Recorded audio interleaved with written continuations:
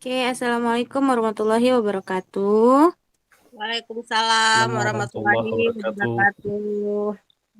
Kali ini kita masuk ke kasus yang kedua ya, yaitu di kasus yang kedua ini yang jadi coachnya itu Pak Jupri dan coachnya itu Ibu Rika Anissa. Dan saya sendiri menjadi pengamat. Kasusnya itu adalah seorang murid bercerita jika dia merasa diperlakukan tidak adil oleh seorang guru. Guru tersebut membuka les privat dan sebagian besar murid di kelas mengikuti les guru tersebut. Mengikuti les guru tersebut, kecuali murid tersebut. Murid tersebut merasa tidak nyaman ketika guru sering menyindir murid yang tidak mau ikut les privatnya. Bahkan murid tersebut juga merasa bahwa nilai yang diberikan pun tidak adil. Para murid yang mengikuti les guru tersebut mendapat nilai yang lebih baik dari murid tersebut. Bagaimanakah cara Anda menanggapi hal ini? Baik, kepada Bapak Jupri dan Ibu Rika, saya persilakan untuk berperan menjadi coach dan coachnya. Oke, terima kasih Bu Ning. Assalamualaikum Pak Jufri. Waalaikumsalam. Masuk-masuk, ada perlu sama Bapak Rika? Iya Pak, saya mau cerita Pak, boleh nggak Pak? Boleh-boleh, silakan duduk dulu. Coba cerita ada apa? Bapak, Bapak aja deh yang jadi gurus kami, jangan Bu Nur. Saya nggak mau loh Pak, kok sama Bu Nur. Loh, kenapa? Ada masalah sama Bu Nur? Eh, Enggak sih Pak, cuman Rika merasa nggak cocok aja belajar sama Bu Nur Pak. Loh, kok bisa gitu? Bapak kan sudah ditugaskan kelas 7 dan kelas 8. Sekarang Rika sudah kelas 9. Kalau Bapak semua, terus Bu Nur ngajar apa? Ya tukar gitu loh Pak, kan boleh Bapak di kelas kami, Bu Nur di kelas lain. Oh, jangan gitu. Coba cerita dulu. Ada apa? Menurut Bapak, Bu Nur baik loh dan pintar. Jagonya matematika juga. Beliau juara 2 UGN. Makanya ditaruh di kelas 9. Biar kelas 9 lulus dengan nilai terbaik.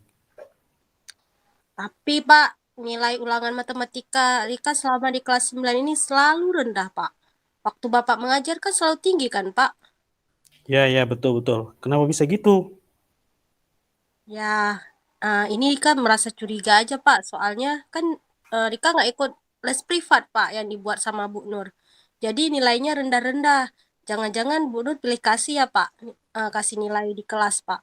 Untuk yang mereka ikut les privat tinggi-tinggi mungkin Pak, sedangkan yang nggak ikut dikasih rendah Pak.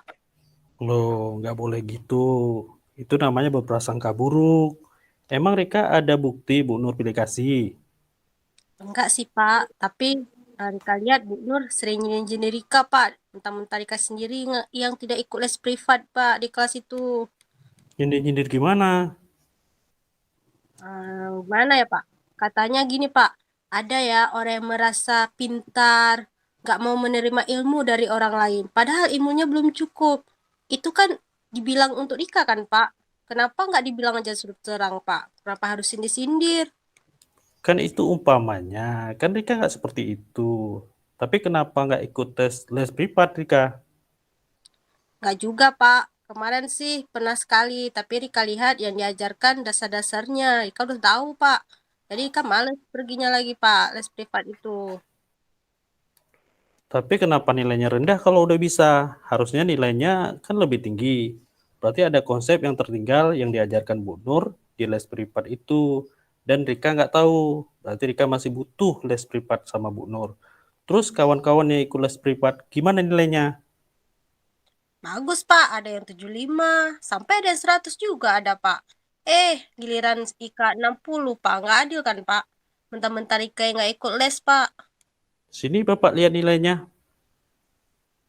Ini, Hmm, Pak. sepertinya udah betul nih nilai yang dikasih Bu Nur. Ya, emang sih, Pak. Tapi Rika malu dapat nilai segini, Pak. Masa 60 sih, Pak? Coba Bapak lihat nilai kawan yang ikut les privat juga. Hmm, ini juga nih bagus nilainya, betul ini nilainya. Yang ikut les privat, apa ada yang rendah nilainya? Ya, kalau saya lihat-lihat sih ada Pak, itu si Rahmat dengan si Zul Pak, nilainya 50. mereka malas belajar, Pak. Makanya nilainya rendah. Berarti intinya apa, Rika? Belajar sih, Pak. Sekarang Bapak tanya, apa Rika udah merasa cukup dengan ilmu yang Rika punya? Apa yang sudah Bapak ajarkan di kelas 7 dan kelas 8, apa udah cukup? Belum sih, Pak. Tapi Rika harus banyak belajar lagi. Sama ini Rika merasa puas mungkin, Pak, ya, dengan ilmu yang Rika punya. Sehingga Rika nggak mau ikut les privat yang dibuat sama Bu Nur, Pak. Nah, itu sudah tahu. Sekarang apa rencana Rika? Apa tetap ganti guru? Hmm, nggak lagi deh, Pak. Eh, Mungkin ke depannya saya ikut les privat ya, Pak, sama Bu Nur, Pak. Biar nilai Rika tinggi lagi, Pak. Rika mau belajar, karena Rika kan nggak mau gini terus, Pak. Nilai rendah, bahkan melewati KKM matematik. Rika mau lulus yang terbaik lah, Pak. Janganlah, Pak, 50, 60. Oh, bagus, bagus, bagus itu. Intinya yang paling utama adalah kita harus belajar karena seperti kata pepatah, tuntutlah ilmu dari ayunan sampai ke liang lahat. Begitulah penting ilmu.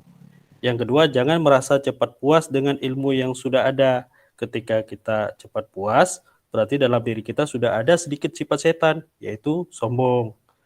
Kita sebagai manusia nggak boleh sombong ya, ya kan? Iya, Ya, Pak. ketiga, jangan berprasangka buruk kepada orang lain, apalagi sama guru sendiri.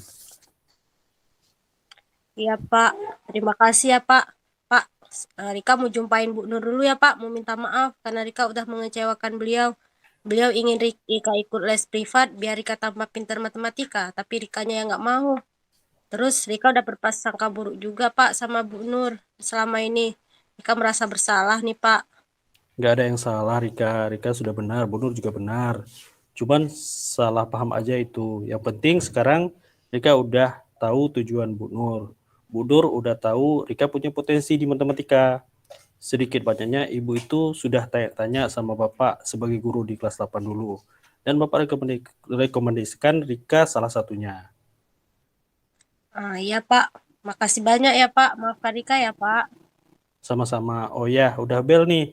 Bapak ada jam di kelas 8. Ayo kita menuju kelas. Ya, Pak. Rika duluan ya, Pak. Ya, ya. Udah lega kan? Udah dong, Pak. Assalamualaikum, Pak. Waalaikumsalam. Oke, alhamdulillah sudah selesai ya, Bapak Jupri dan Ibu Rika. Kalau dari percakapannya, praktik coaching ini saya lihat, nah, untuk tirtanya udah dapet ya Bapak ya, dari Hmm. mulai eh, tujuan umumnya, kemudian identifikasinya, rencana aksi dan tanggung jawabnya. Kayak di rencana aksinya tadi, Bapak nuntun si Rika nih, sekarang rencananya apa? Nah, gitu. Jadi si Rika udah dapet tuh. Dia mikir sendiri, oh kok gitu sekarang jumpai Bu Nur. Gitu. Kemudian tanggung jawabnya di sini adalah si Rika minta maaf sama Bu Nurnya dan ikut les privat. Kok saya rasa udah semua untuk Tirtanya udah dapat semua nih. Oke. Alhamdulillah, udah bagus sekali. Saya tadi lihatnya kan, ini pas banget nih Bapak guru dan anak murid. Pak Jupri, Bapak guru matematika, Ika jadi Ah, guru muridnya udah pas banget. udah pas ya. Udah Posisinya pas. tua sama muda ya. Alhamdulillah udah Kalau pas. kalau sama Bu Uni kemarin berarti muda sama tua. Iya. Kalau ini udah pas nih. Bapak Oh, Jupri sebagai guru matematika yang memang basicnya juga guru matematika ya, Pak. eh, eh, eh. Saya nggak Pas taruh nih. Bu Siti itu karena Bu Siti pelajaran IPA. Jadi Bu Nur Iya. aja. Iya, iya. Ya, Udah ya. pas Pak. Tirtanya udah dapet, kemudian konsep coachingnya udah dapet, dasar-dasar coachingnya juga udah dapet. Saya rasa udah sangat bagus, alhamdulillah. Oke, makasih Bu Terima Siti. kasih, Bu Siti. Ya, Bapak, Ya, Ibu. Oke, kalau gitu kita tutup ya Bapak Ibu ya. Coachingnya udah selesai nih untuk Bapak Jupri dan Ibu Rika. Kalau gitu saya ucapkan Assalamualaikum warahmatullahi wabarakatuh. Waalaikumsalam Waalaikumsalam warahmatullahi warahmatullahi wabarakatuh. wabarakatuh.